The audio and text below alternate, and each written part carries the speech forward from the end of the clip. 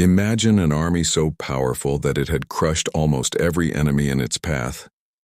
An army that had conquered country after country in a matter of weeks. Now imagine that same unstoppable force suddenly slowing down, freezing, and finally breaking in the middle of a brutal winter. This is the story of one of the most dramatic moments of World War II. A moment when the fate of an entire war began to change on the frozen fields of the Soviet Union. Today on History Plus, we are going to explore the frozen turning point. That shocked the world and proved that even the most powerful war machine could be stopped. But before we dive into this incredible story, take a quick second to like the video and subscribe to History Plus if you enjoy powerful history stories like this. Your support really helps the channel grow and allows us to bring more fascinating moments from the past right here to you. To understand why this moment mattered so much, we have to go back to the summer of 1941. At that time, Nazi Germany was at the height of its power. Adolf Hitler had already defeated Poland, Denmark, Norway, Belgium, the Netherlands, and even France. Many military experts believed the German army was the most powerful fighting force in the world. Their strategy, known as blitzkrieg or lightning war, had shocked Europe with its speed and efficiency. Blitzkrieg relied on rapid movement, surprise attacks, and close coordination between tanks, aircraft, and infantry. Instead of slow and steady advances, German forces smashed through enemy lines with overwhelming force and moved forward before defenders could recover. This strategy had worked perfectly across Europe, and it gave German leaders a dangerous level of confidence. Hitler now turned his attention toward the Soviet Union. He believed the Soviet state was weak and that the Red Army would collapse quickly once Germany launched a full invasion. Hitler expected the entire campaign to be over in just a few months. In his mind, capturing key cities and destroying Soviet forces would guarantee victory before the harsh Russian winter arrived. On June 22, 1941, Germany launched Operation Barbarossa, the largest invasion in human history. More than 3 million German soldiers crossed into Soviet territory along a massive front stretching nearly 2,000 miles. Thousands of tanks, artillery pieces, and aircraft supported the attack. The scale of the invasion was almost impossible to imagine. At first, the German advance seemed unstoppable. Soviet forces were caught off guard and suffered enormous losses during the first weeks of the invasion. Entire Soviet armies were surrounded and destroyed. Hundreds of thousands of soldiers were captured. German tanks moved deeper and deeper into Soviet territory at incredible speed. Cities fell one after another as German forces pushed east. The German army believed victory was only a matter of time. Many officers thought the Soviet Union would collapse before the end of the year. The rapid progress of the invasion appeared to prove them right. But the Soviet Union was not like the countries Germany had defeated before. It was vast beyond imagination. Even as German forces advanced hundreds of miles, Soviet leaders continued, mobilizing new armies from deeper inside the country. Factories were moved eastward, away from the front lines, and began producing weapons at an astonishing pace. The Soviet people also began preparing for a long and brutal war. Soldiers, workers, and civilians were pushed to their limits as the country fought for survival. Entire cities were transformed into defensive strongholds. Trenches were dug, barricades were built, and factories worked day and night. As the months passed, the German army continued moving toward one of the most important targets of the entire campaign, Moscow. The Soviet capital was not only the political center of the country, but also a critical hub for transportation and communication. If Moscow fell, many German leaders believed the Soviet Union might collapse completely. By the autumn of 1941, German forces were approaching the outskirts of the city. The battle for Moscow was about to begin. German commanders believed they were only weeks away from final victory. But what they did not fully understand was that time itself was starting to turn against them. The weather was changing.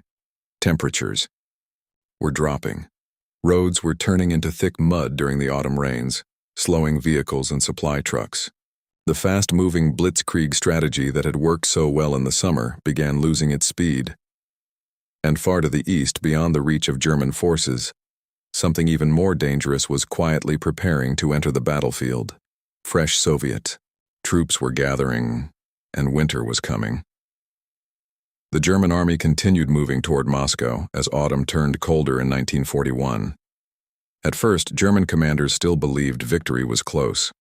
Their forces had already advanced hundreds of miles into Soviet territory, and many soldiers believed that once Moscow fell, the Soviet Union would collapse. German propaganda also repeated this idea again and again, convincing both soldiers and civilians that the end of the war in the East was near. But the deeper German forces moved into the Soviet Union, the more difficult the war became. Supply lines stretched across enormous distances. Fuel, ammunition, and food had to travel hundreds of miles over damaged roads and railways. Trucks broke down, horses became exhausted, and equipment began to wear out after months of non-stop fighting. Then the autumn rains arrived. The famous Russian mud season, known as the Rasputitsa, turned roads into thick fields of mud. Tanks and trucks struggled to move forward. Supply convoys slowed down dramatically. In many places, vehicles became completely stuck. What had once been a fast-moving lightning war began turning into a slow and frustrating struggle.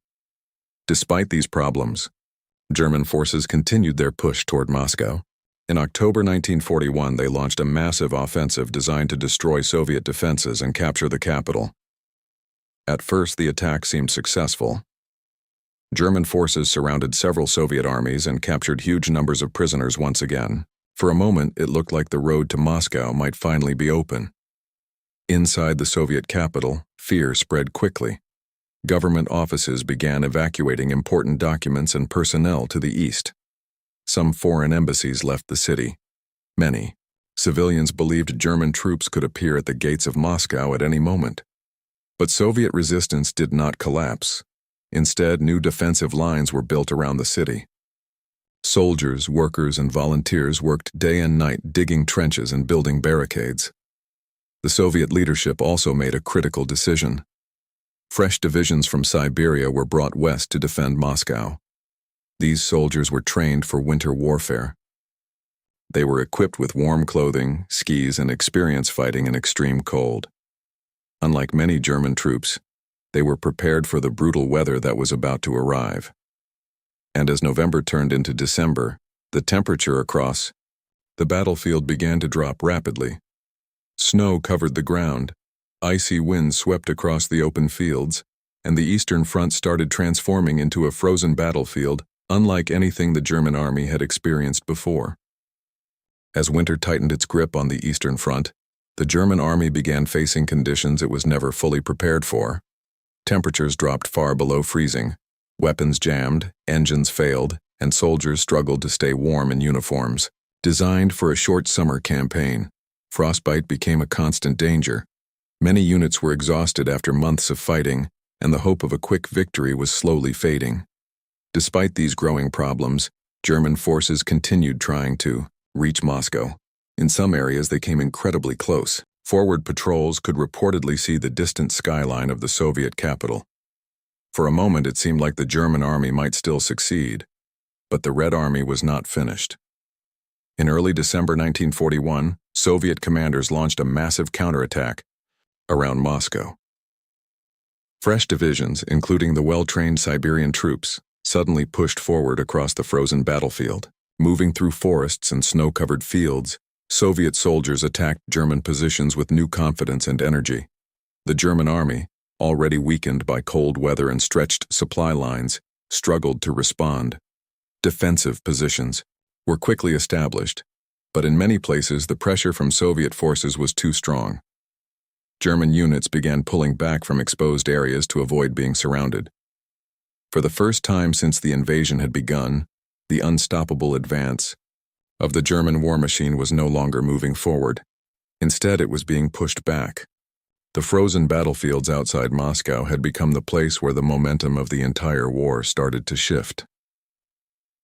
By early 1942, the immediate danger to Moscow had finally passed. The Soviet counteroffensive had pushed German forces far enough away from the city to remove the threat of its capture. For the first time since Operation Barbarossa began, the German army had suffered a major strategic setback on the Eastern Front. The battle around Moscow proved something the world had not seen before. The German war machine, which had swept across Europe with incredible speed, could actually be stopped. Blitzkrieg had worked perfectly in the early stages of the war, but the vast size of the Soviet Union, the determination of the Red Army, and the brutal winter created challenges Germany had never faced before. German forces still controlled huge areas of Soviet territory, and the war was far from over. But the failure to capture Moscow changed the direction of the conflict. It gave the Soviet Union valuable time to rebuild its armies, strengthen its defenses, and prepare for the massive battles that would follow in places like Stalingrad and Kursk. For many German soldiers, the winter of 1941 became a harsh lesson. The war they expected to end quickly was turning into a long and brutal struggle. The frozen fields outside Moscow had quietly become one of the first major turning points of the entire war. Looking back today, historians often describe this moment as the beginning of a shift in momentum on the Eastern Front. It showed that determination, preparation, and resilience could stop even the most powerful military force. And that is why the frozen battlefields near Moscow remain one of the most important chapters in World War II history. Here on History Pluse, we explore these powerful moments from the past to understand how they shape the world we live in today. If you enjoyed this story, share your thoughts in the comments. Do you think Germany could have captured Moscow if the winter had not arrived so early? Also, don't forget to like the video and share it with friends who enjoy World War II history. Your support helps History Plus bring more fascinating historical stories to the channel. Sometimes, a single winter, a single battle, and the determination of millions of people can change the course of history forever.